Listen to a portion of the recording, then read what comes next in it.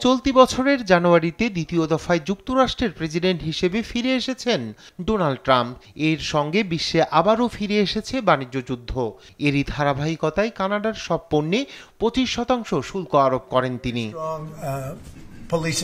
এরপর যুক্তরাষ্ট্রে গাড়ি আমদানিতেও 25% শুল্ক আরোপের ঘোষণা দেয় ওয়াশিংটন। এতে অন্যান্য দেশের মতো ক্ষতির মুখে পড়ে কানাডাও। এমন অবস্থায় যুক্তরাষ্ট্রের সঙ্গে পুরনো সম্পর্ক শেষ বলে মন্তব্য করেছেন কানাডার প্রধানমন্ত্রী মার্ক কার্নি। স্থানীয় সময় বৃহস্পতিবার মন্ত্রিসভার বৈঠকের পর অটোয়াতে সংবাদ সম্মেলনে এসব কথা বলেন তিনি। আজ মন্ত্রিসভার সদস্যরা মিলে বাণিজ্য সংকটের সর্বশেষ ঘটনাবলীর প্রতি কানাডার প্রতিক্রিয়া নিয়ে আলোচনা করার জন্য মিলিত হয়েছি। আমাদের অর্থনীতির গভীরতর সংহতকরণ এবং কঠোর নিরাপত্তা ও সামরিক সহযোগিতার উপর ভিত্তি করে যুক্তরাষ্ট্রের সাথে থাকা কানাডার পুরনো সম্পর্ক শেষ হয়ে গেছে। কানাডা প্রতিশোধমূলক শুল্ক আরোপ করবে, যার সর্বোচ্চ প্রভাব পড়বে মার্কিনীদের উপর।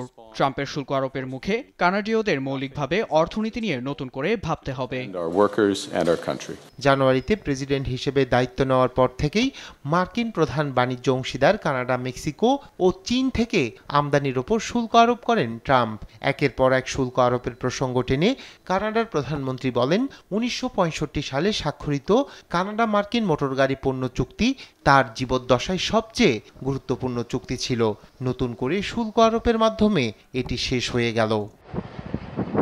কানাডাকে এমন একটি অর্থনীতি গড়ে তুলতে হবে যা কানাডীয়রা নিয়ন্ত্রণ করতে পারবে বলে আশাবাদ ব্যক্ত করেন তিনি। কানাডীয়রা ভবিষ্যতে যুক্তরাষ্ট্রের সঙ্গে একটি শক্তিশালী বাণিজ্য সম্পর্ক রাখতে পারবে কিনা তা এখন দেখার বিষয় বলেও উল্লেখ করেন কার্নি।